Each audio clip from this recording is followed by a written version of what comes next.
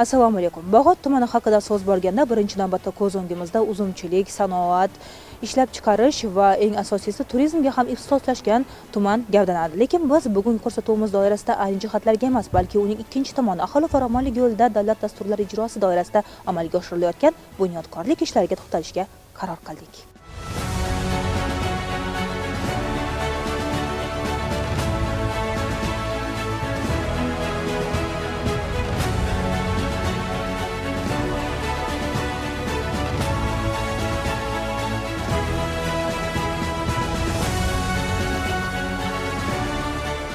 Bugungi kunda hududlarni obodonlashtirish, mahallalar infratuzilmasini yaxshilash, aholiga qulay shart-sharoitlar yaratish masalasiga alohida e'tibor qaratilgan. Quvonarlisi, bu yo'nalishdagi ishlarga barcha hududlarda guvoh bo'lish mumkin. Qurilish, obodonlashtirish borasidagi har qanday yangiliklardan ko'zlangan maqsad bir: odamlar hayotini yanada yaxshilash, aholi farovonligini ta'minlash. Birgina tumandagi To'pchi mahallasida amalga oshirilgan ishlarga to'xtalamiz. Bu yerda uzoq yillar davomida fuqarolarni qiynayotgan muammolarga yechim topildi.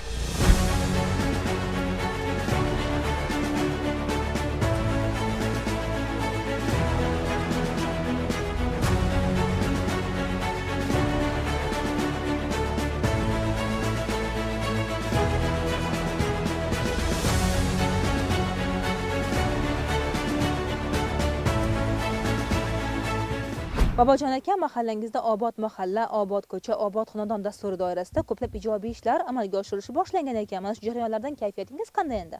Men kayfiyatim a'lo darajada. Mana mahallamizning ham aholisining kayfiyatlari yaxshi, juda yaxshi. Mana hozirgi kunda mahallamizda obodonlashtirish ishlari jadal sur'atlarda mana olib borilyapti. Mahallamizda 2 kilometr asosiy ko'chamiz asfalt bo'lyapti. Loy ko'chalarimiz butun shag'allashtirilyapti. Asosiy ko'chamiz 2 kilometr piyodalar yo'lakchasi, shu yo'lakchani tungi chiroqlar bilan yoritish, shuningdek mahallamizdagi eskirgan transformatorlarni almashtirish, simya g'oshlarni o'rnatish ishlari ham jadal sur'atda olib borilyapti. Oilaviy shifokorlik punktimiz ham hozirgi zamon talablari darajasida mana ishlab turibdi. Bundan aholimiz xursand. Maktab o'quvchilari uchun maktab yonida gazon tashkil qilinayotgan bu sport musobaqalarini o'ynash uchun ayniqsa zarur bo'lib turgan edi.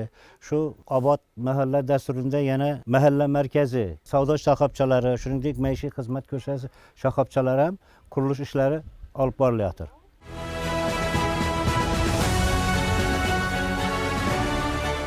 O'tgan 2 yil davomida tumanda 450 milliard so'mga yaqin mablag'lar evaziga qurilish sohasida bir qancha ishlar amalga oshirildi. Xususan, 70 ta transformator, 1734 dona tayanch ustunlar o'rnatildi. 57,1 kilometr elektr uzatish tarmoqlari yangidan tortildi. 4 ta podstansiyalar, transformatorlar yuqori kuchlanishli transformatorlarga almashtirilishi hisobiga elektr energiyasi bilan bog'liq masalalar o'zining ijobiy yechimini topdi. Shuningdek, 48,9 kilometr uzunlikdagi yangidan ichimlik suvi tarmog'i tortildi. Tumanimizda o'tgan 24-yil mobaynida 250 milliard so'm mablag'lik qurilish ishlari amalga oshirildi.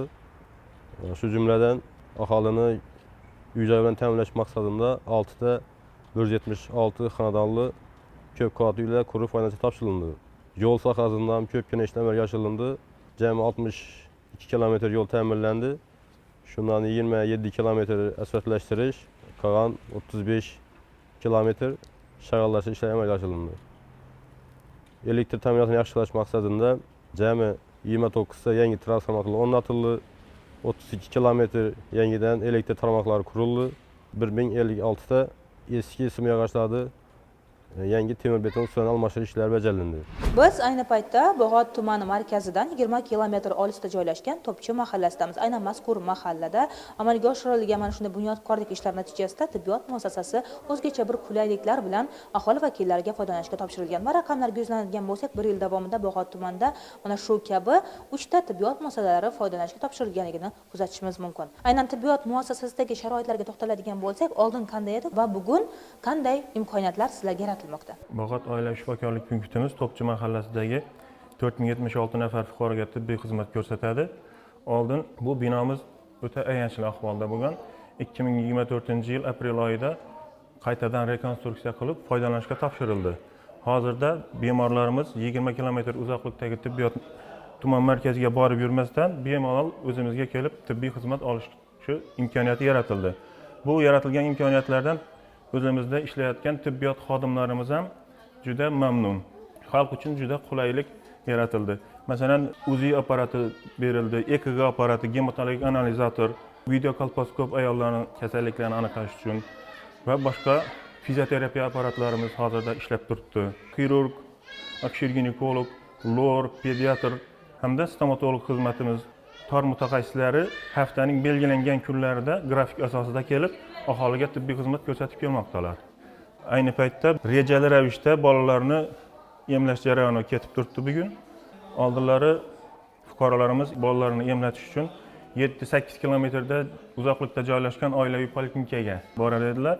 Hozirda bu o'zimizning binomiz foydalanishga topshirilgandan keyin bu masala ham yechimini topdi.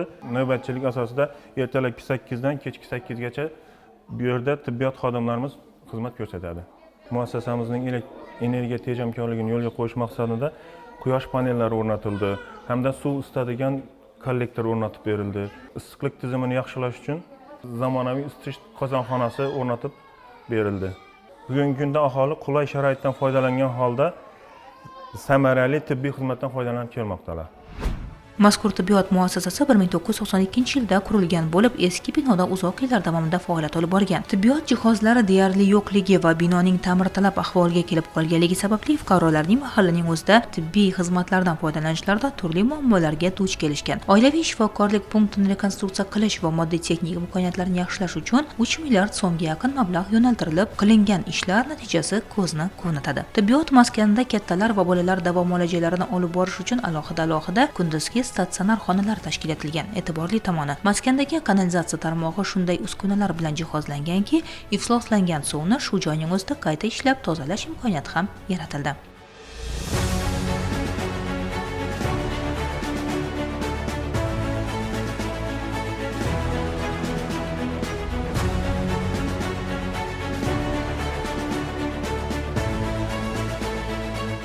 Shuningdek, Nurafshon shaharchasida ham 2,5 milliard so'mlik mablag' ajratilishi hisobiga yana bitta tibbiyot muassasasi foydalanishga topshirildi. Bu esa o'z navbatida aholiga tibbiy xizmat sifati yaxshilanishiga zamin yaratdi. Bino qayta rekonstruksiya qilinish natijasida imkoniyatlar yanada kengaydi.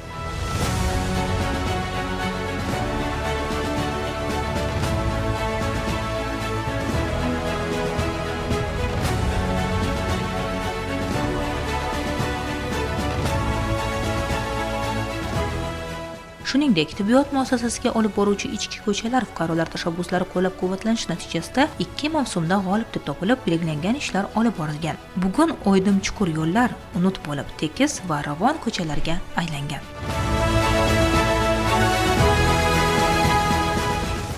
Bog'ot tumanining qay bir mahallasiga bormang, yangilanishlarga, o'zgarishlarga ko'zingiz tushadi. Eng asosiysi, bunyodkorlik yo'lida olib borilayotgan ishlar bog'otliklar hayotiga yangicha mazmun mohiyat bag'ishlamoqda. Ayni paytda biz Navbahor mahallasidamiz va mazkur mahallada maktabgacha ta'lim tashkiloti mavjud emas edi va kuzatayotganingizdek, davlat dasturlari ijrosi ta'minlanish natijasida mazkur manzilda 150 o'rinli ta'lim maskani foydalanishga topshirildi.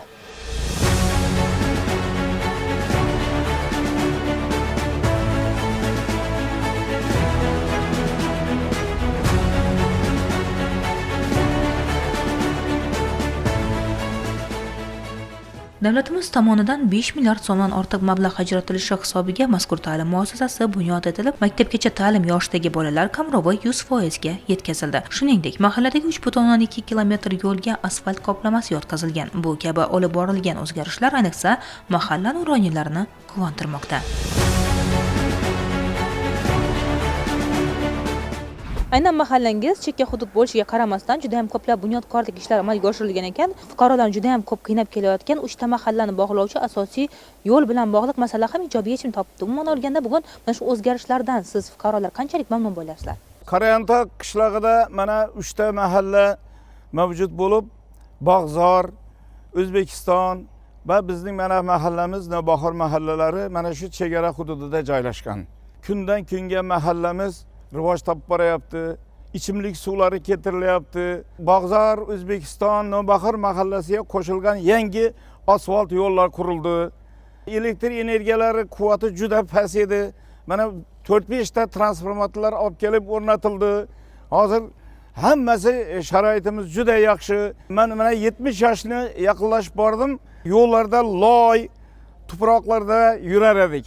Ko'chalarimiz asfalt bo'lib, yo'llarimiz ravon bo'ldi. Maktabga, bog'chalarga bolalar qiynalmasdan qatnab turibdilar. Prezidentimizning bolajonlarga bo'lgan e'tiborini biz Nuralilar juda qadrlaymiz. Mana oldin bizning mahallamizda davlat bog'chasi yo'q edi. Yaqinda 150 o'ringa mo'ljallangan mana davlat bog'chasi, mana ko'rib turibsiz, bolajonlarga tuhfa qilindi. Bu qilingan ishlar biz Nuralilar uchun ham xursandli. Kelajakda shu bog'chada ta'lim olgan bolajonlarimiz elni sevuvchi, vatanni sevuvchi, vatanparvar yoshlar bo'lib yetishadi degan umiddamiz. Bog'ot tumanida 43 ta mahalla mavjud. Shularning har birida qilinishi lozim bo'lgan ishlar inobatga olinib, davlat dasturlariga kiritilishiga erishilmoqda. Ijtimoiy soha obyektlarına keladigan bo'lsak, jami 10 ta maktabda ta'minlash qurilish ishlari bajarildi. Bitta maktabgacha ta'lim binosi yangidan qurildi. Bittasi rekonstruksiya qilib foydaga topshirildi.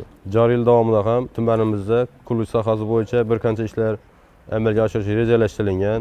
Qariyb 100 kilometr ta'mirtalab yo'llar ta'minlash bo'yicha reja qilib olganmiz va bu bo'yicha bosqich ishlar amalga oshiriladi.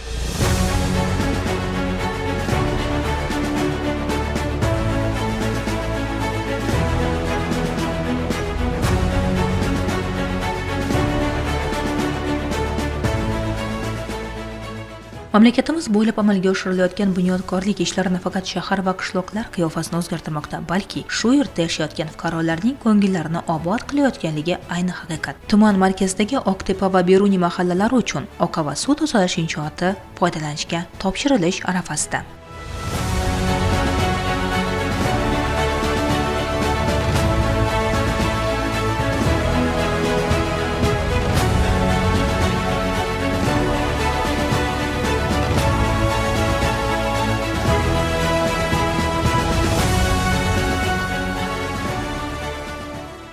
Ayni paytda biz yer ustidan 10 metr balandlikdagi oqa va suv tozalash inshootida turibmiz. Aynan mana shu tizim bu yangi tizim bo'lib, bevosita Rossiya texnologiyasi asosida amalga oshirilmoqda va energiya tejamkorlikka ham zamin yaratadi. Eng asosiysi, mazkur loyiha ishga tushirilishi natijasida tumandagi barcha ko'p qavatli xonadonlarning suvlarini qayta tozalash imkoniyati ham mazkur manzilda yaratiladi.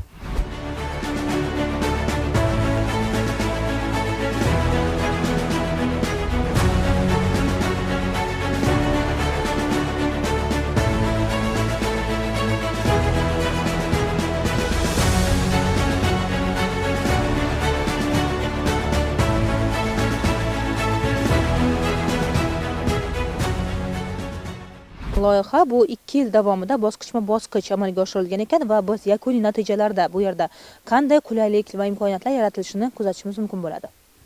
Bog'ot tumanida ancha yillardan buyon oqa va suv tizimi muammo bo'lib kelayotgan edi. Mana ushbu takliflar asosida 2 tizimli loyiha amalga oshirildi. 2 yil mobaynida qurilish ishlari olib borildi. Ushbu loyiha qiymati 43 milliard so'm tashkil qiladi. Mana shu ishlar yakunlanib ishga tushsa, Bog'ot tumanida ko'p qavatli uylardan oqa va suv tizimi bo'yicha hech qanday muammolar ko'zga tutilmaydi.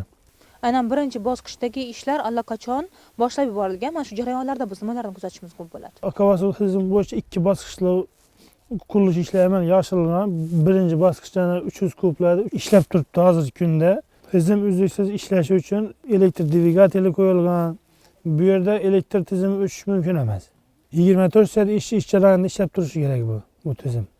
Shuningdek, markazning o'zida 3 ta xines qurilgan. Suv yerga kelib turib, bu yer o'zida 22 kilometr liniyalar tashlangan bu yerga. Hozirgi kunda ko'p qavatli uylar oqa va tizim bo'yicha ishlab turibdi. Loyiha ishga tushsa, Bog'ot tumani bo'yicha yuridik tashkilotlardan foydalanish mumkin.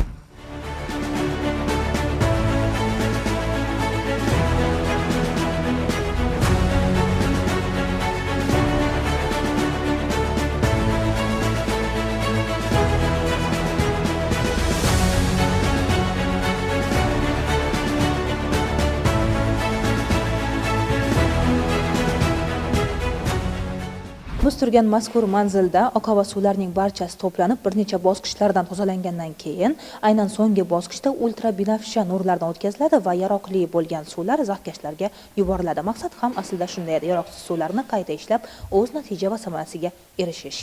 Hammasi monitorlashtirib elektron tizimda boshqariladi. 2 bosqichda iborat bo'ladi. Kos 1, kos 2.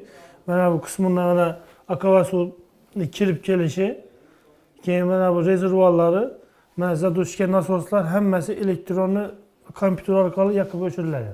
Rezervuarga kelib bosqichma-bosqich mana bu tomondan zararsiz bo'lib chiqib ketadi. Ikkita ishchi xodim bemalol mana shu o'tirib bemalol boshqaradi. Afzalligi bu yerda zadushkalar, nasosnilar avvalgi tizimda o'chib yonmaydi. Mana monitor orqali o'zi qo'shib, o'zi ajratib elektron tizimda ishlaydi. Avtomatlashtirilgan hamma narsa.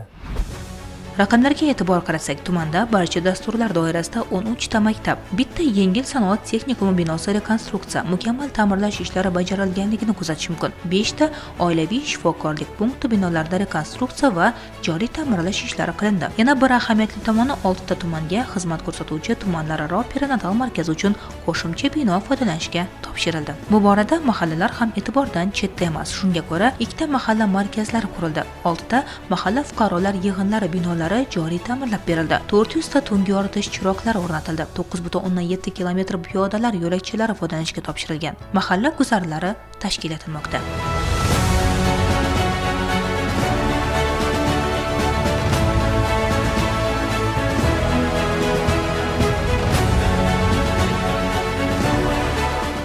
Yangi Qadam shaharchamizda asosan 1000 ziyod xonadon, 5,5 mingdan ziyod aholimiz istiqomat qiladi.